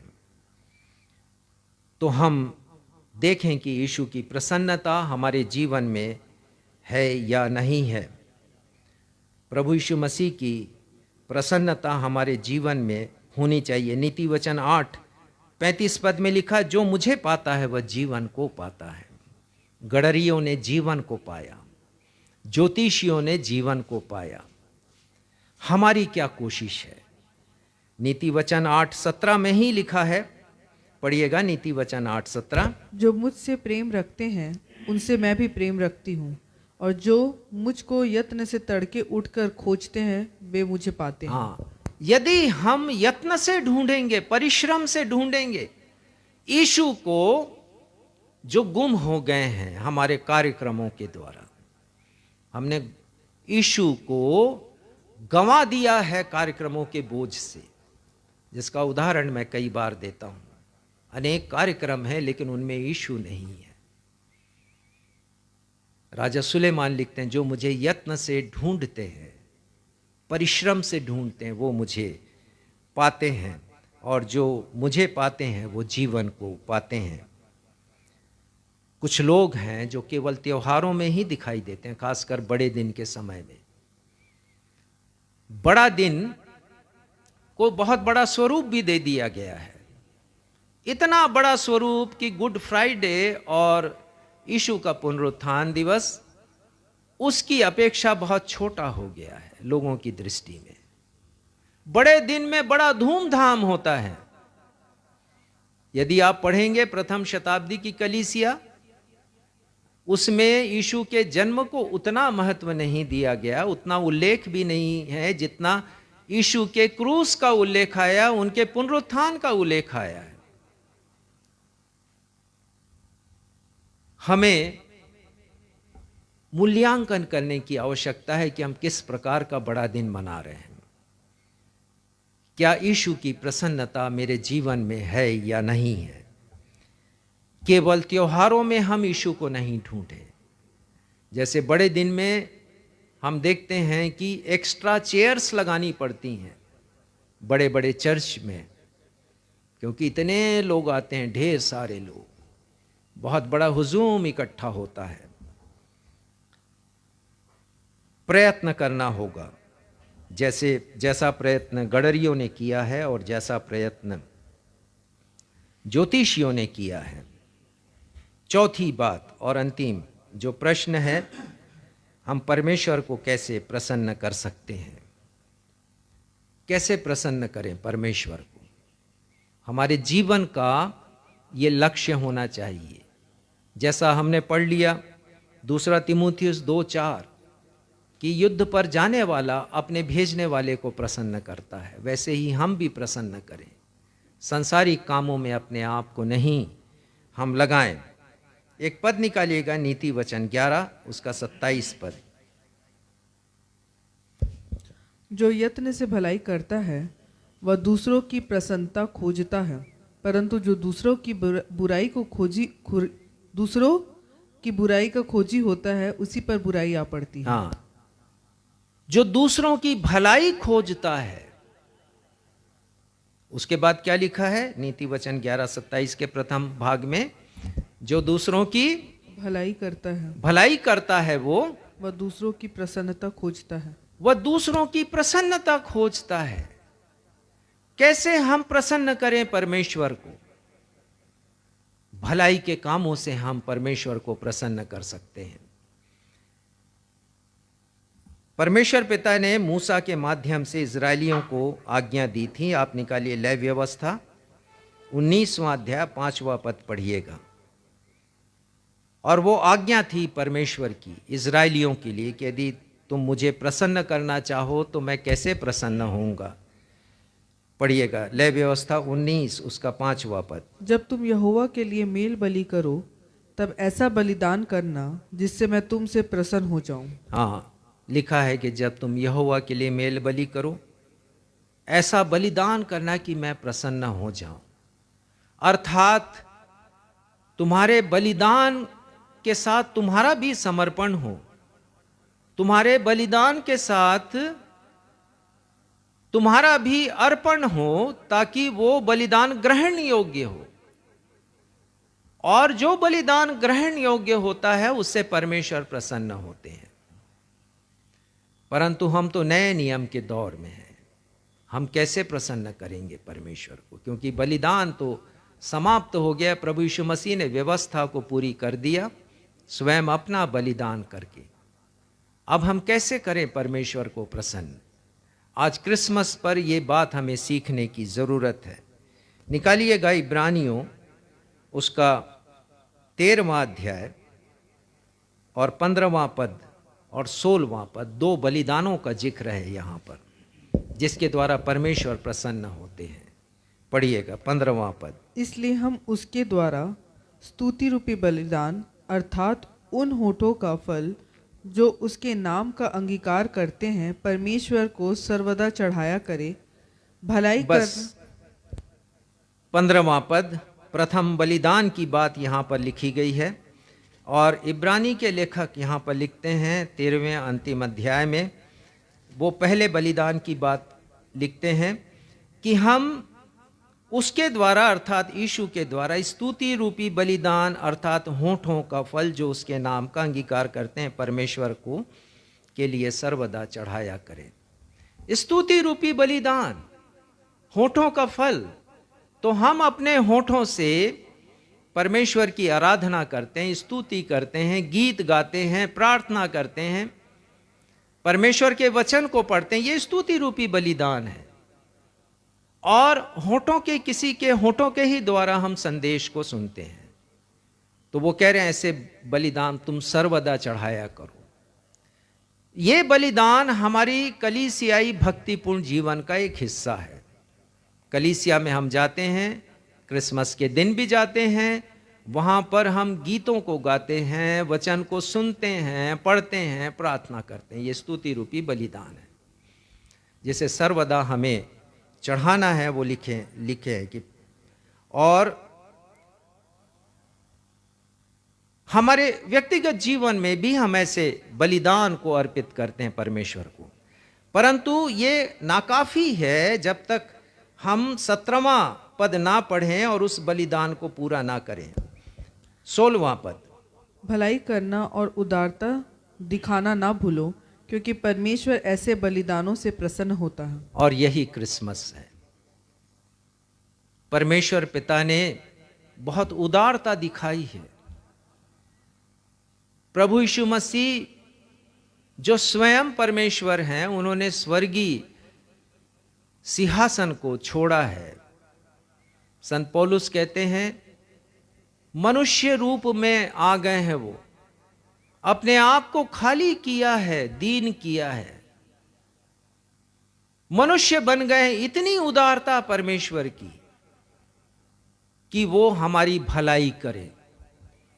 यूहन्ना 5:8 रोमियो 5:8 में लिखा है कि परमेश्वर ने हमारी भलाई इस प्रकार से की कि जब हम पापी ही थे मसीह हमारे लिए मरा है। ये परमेश्वर की भलाई है जिसे हम भूल जाते हैं, और ये भूल जाते हैं कि हमें भी उदार बनना है, हमें भी भलाई करनी है। उन लोगों की जो जरूरतमंद हैं, उन लोगों की जो जिन्हें हमारी सेवा की आवश्यकता है। लिखा है कि हम इसे नहीं भूलें क्योंकि परमेश्वर ऐसे बलिदानों से प्रसन्न होता है। तो नए नियम में बलिदान के 2 हिस्से हैं। एक हमारा भक्तिपूर्ण जीवन है जिसे आप कलीसियाई जीवन कह सकते हैं, और एक व्यक्तिगत जीवन भी कह सकते हैं। लेकिन दूसरा हिस्सा प्रैक्टिकल है, प्रायोगिक है, कि जो हमने सीखा है भक्तिपूर्ण जीवन में उसको अमल में लेकर के आए। क्या इस क्रिसमस पर ऐसा हम करते हैं? परमेश्वर ने करके दिखाया है, ज्योतिषियों ने करके दिखाया है, गडरियों ने करके दिखाया है। हम भी करके दिखाएं ताकि ये क्रिसमस हम सभी के लिए अर्थपूर्ण हो सके, हमारे लिए ये प्रेरणादायक हो सके। हम ऐसा काम करें कि परमेश्वर हमसे प्रसन्न हो, और प्रसन्न लोगों की सूची में आपका भी नाम हो, मेरा भी नाम हो, हम सबका नाम हो। इस वचन के द्वारा परमेश्वर पिता हम सबों को अपनी आशीषों से परिपूर्ण करें। हम सब कहें आमीन। आइए फिर से हम उस गीत को गाएं जो प्रभु यीशु मसीह के जन्म का गीत है, और जिसके शब्द कहते हैं कि यीशु जग में आया है।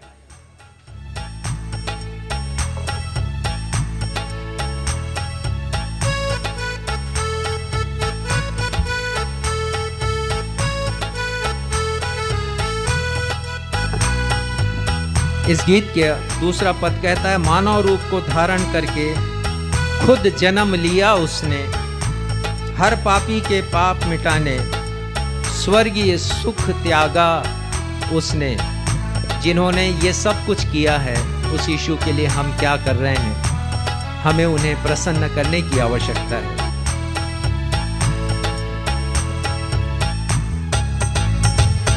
मानव रूप को धारण करके खुद जन्म लिया उसने, हर पापी के पाप मिटाने स्वर्गीय सुख त्यागा उसने।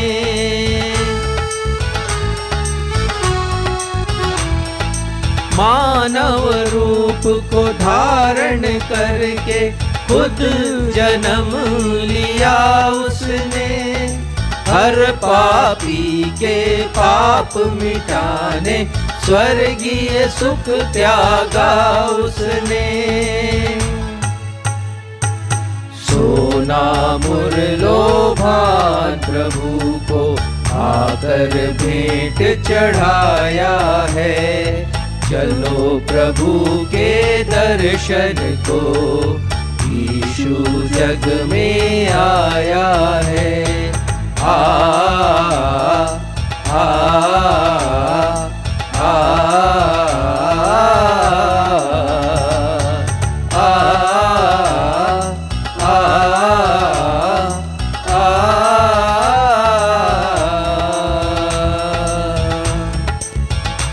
हमारे पिता, हम धन्यवाद देते हैं कि हम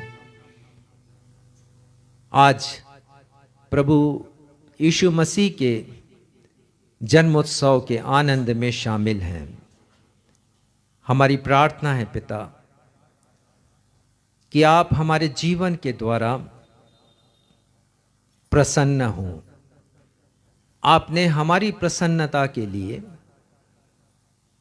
बहुत महान कार्य किया कि स्वयं आप मनुष्य बन गए, मनुष्य को बचाने के लिए, उसका उद्धार करने के लिए, अनंत जीवन देने के लिए।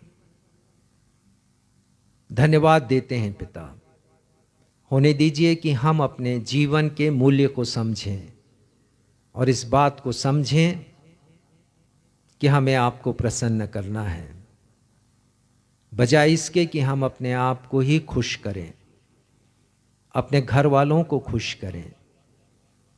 आपके वचन के अनुसार पिता हम आपको प्रसन्न करें, और जैसा हमने सीख लिया कि जब तक हम दूसरों के जीवन में प्रसन्नता नहीं लाते हैं, उन्हें आनंदित नहीं करते हैं, आप तब तक हमसे आनंदित नहीं होंगे। प्रभु यीशु मसीह ने यही किया है। हम उनका अनुसरण करें, तभी ये क्रिसमस हमारे लिए सार्थक होगा। आपकी कृपा चाहते हैं पिता अपने जीवन के लिए। होने दीजिए कि हम अपना मूल्यांकन करें और देखें कि हम अपने जीवन के द्वारा आपको प्रसन्न कर रहे हैं या नहीं, हमारा नाम आपके प्रसन्न लोगों की सूची में शामिल है या नहीं है। धन्यवाद देते हैं आज के वचन के प्रकाशन के लिए, और अपनी इस प्रार्थना को आपके बेटे हमारे मुक्तिदाता प्रभु यीशु मसीह के महान अतुलनीय नाम में मांग लेते हैं। सुनिए और ग्रहण कीजिए। कलीसिया कहे आमीन। आमीन। आशीष ग्रहण करेंगे। अब हमारे अद्वैत पिता परमेश्वर का प्रेम, हमारे उद्धारकर्ता प्रभु यीशु मसीह का अनुग्रह और शांतिदायक पवित्र आत्मा की सहभागिता हम में से हर एक के साथ अब से लेकर हमारे उद्धारकर्ता प्रभु यीशु मसीह के दूसरे आगमन तक हमेशा होती रहे। कलीसिया कहे आमीन। आमीन। जय मसीह की।